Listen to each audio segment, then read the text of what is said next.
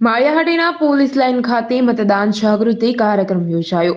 તાજેતરમાં દેશમાં લોકસભાની ચૂંટણી આવી રહી છે, ત્યારે માળિયાહાટીના નાયબ મામલતદાર એલ.એન. મારુ માર્ગદર્શન હેઠળ મતદાન જાગૃતિ અભિયાન વર્કશોપ યોજાયો હતો।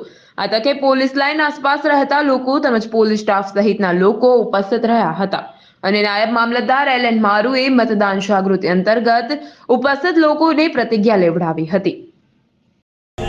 એલ.એન. મારુ નાયબ મામલતદાર મતદાર યાદી માળિયાહાટીના આજરોજ સરકારશ્રી દ્વારા મતદાર જાગૃતિ કાર્યક્રમ અંતર્ગત માળિયા તાલુકાના પોલીસ સ્ટેશન પાસેના આસપાસના તેમજ દરેક લોકો મતદાન કેવી રીતે કરવું તેનાથી માહિતગાર થાય તે અંતર્ગત જાગૃતિ અંગેનો એક કાર્યક્રમ તેમજ પ્રતિજ્ઞા લેવડાવવામાં આવી।